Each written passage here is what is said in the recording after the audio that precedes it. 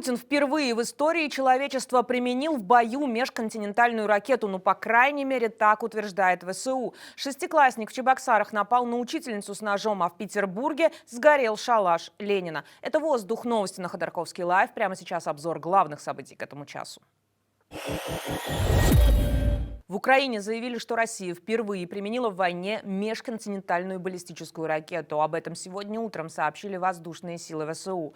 По данным украинских военных, она была выпущена из Астраханской области. Позже об этом заявил и президент Украины Владимир Зеленский. При этом западная разведка не подтвердила первое применение России стратегического оружия в Украине. Источники BBC в администрации США не подтверждают, что выпущенная ракета именно межконтинентальная. Американский телеканал ABC News со ссылкой на источника из числа западных чиновников сообщил, что для атаки на Днепр использовалась обычная баллистическая ракета.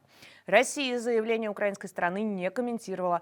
Пресс-секретарь президента Дмитрий Песков на вопрос журналистов посоветовал обращаться за комментариями в Министерство обороны. Официальный представитель МИДа Мария Захарова прямо во время брифинга получила распоряжение не комментировать сообщения о применении нового типа ракет. Боюсь массового удара баллистическими ракетами, о чем Запад не стали говорить, не комментирую вообще. Да, хорошо, спасибо. С нами Ленюс.ру. В Кривом Роге от удара российской армии пострадали 17 человек. По данным главы региона Сергея Лысака, 10 из них были госпитализированы. Среди пострадавших двое подростков 16 и 17 лет. Повреждены административные здания, жилые дома и автомобили. Неофициальный, но, кажется, главный спикер Министерства обороны России, по крайней мере, в последнее время, Апти Алаудинов, фактически подтвердил участие солдат из Северной Кореи в боях на территории Курской области. Замначальника главного политического управления ВС РФ Апти Алаудинов опубликовал пост, который стал ответом на распространяющееся в интернете видео. На том самом видео якобы Алаудинов отказывается воевать вместе с безбожниками. В своем телеграм-канале же начальник Ахмата утверждает, что это фейк. И видео, и посыл в нем «Корейцы – наши братья», написал Алаудинов. Он будет воевать вместе с ними, независимо от того, во что они верят. Это первое официальное признание участия солдат из КНДР в войне с Украиной. Госдума утвердила федеральный бюджет на 3 ближайших года. Он предусматривает рекордные траты на оборону и силовиков. Согласно тексту законопроекта, в 2025 году в России планируется потратить на оборону рекордные 13,5 триллионов рублей или более 6% ВВП страны. Как писал Bloomberg еще в сентябре, общие расходы на силовой блок в следующем году составят около 40% всей расходной части бюджета. Как отмечает издание The Bell, расходы российского правительства на войну и силовиков превысят траты на образование, здравоохранение, социальную политику и национальную экономику вместе взятые.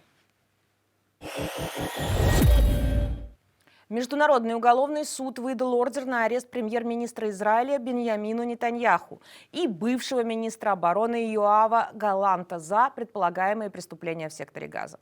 Об этом сообщается в пресс-релизе суда.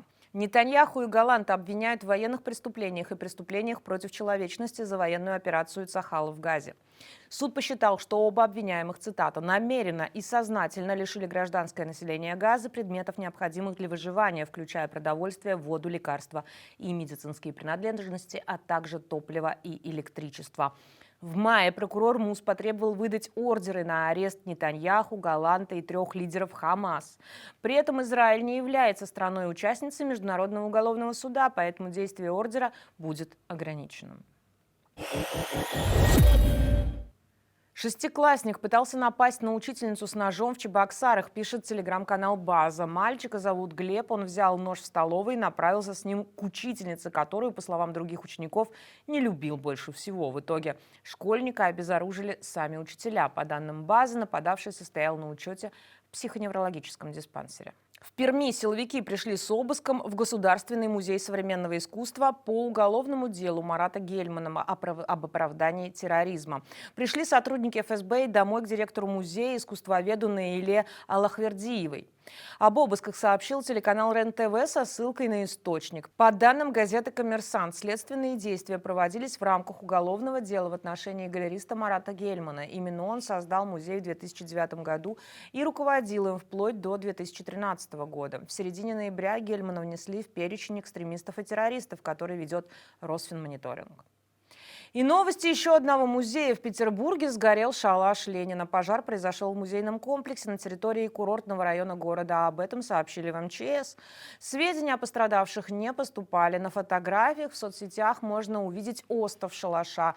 Гранитный памятник и другие музейные объекты не пострадали. Сгоревшая конструкция представляла собой реконструкцию шалаша, устроенную на берегу озера Разлив. Там Владимир Ленин скрывался под видом финского крестьянина до 8 августа 1917 года, после чего перебрался в Финляндию.